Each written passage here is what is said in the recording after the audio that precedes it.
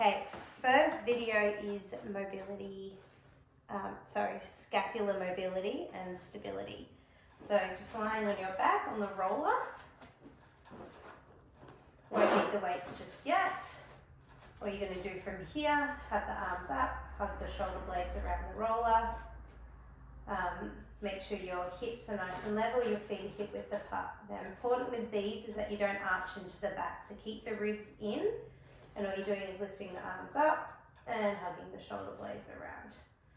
And lift and hug. So do 5 of those, up and down. Once you've done your 5 shoulder blade lifts, then circle. So it's like you're creating a circle with your shoulder blades. Still keep those ribs in.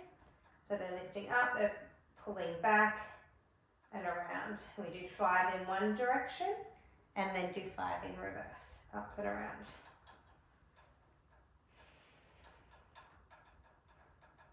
Once you're done, make sure the head stays nice and heavy as well. Once you've done your 5, keep the shoulder blades hugging. We're going to go over.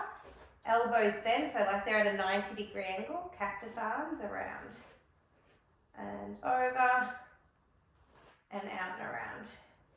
You want to feel a bit of movement through the shoulder blades as well as through the shoulders, but once again, just keep those ribs in and that back down. And you're trying to get the elbows and the wrists as close to the ground as possible. So about 5 of those. Once you've done that, then you'll grab your weights. And you're going to repeat it all, but with weights in your hands. So these are 3 kilos on each side. You could do 2. 3 is probably on the heavier side. So do your 5 shrugs, up and down. Keep those ribs in. Keep the weights in the hands above your chest, not your shoulders. Just keep breathing as you move. Once you've done those 5, then circle. So with the weight, it's just creating more of that stability and that strength whilst you're still working that mobility.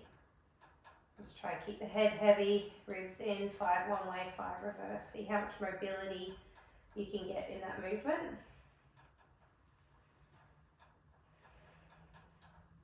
Then once you're on your 5 each way, keep the stability, fingers face forward, and we do a chest press.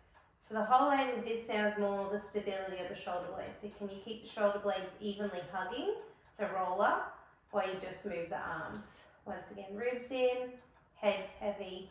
We're taking those arms out to a 90-degree angle to the side. You might even get a bit of a stretch on the way down. Do about 10 of these.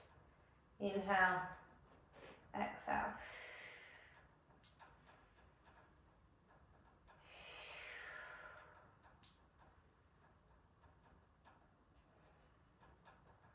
Once you've done about 10 of those, then I'm going to repeat it. It's going to feel a little bit heavier for this next variation.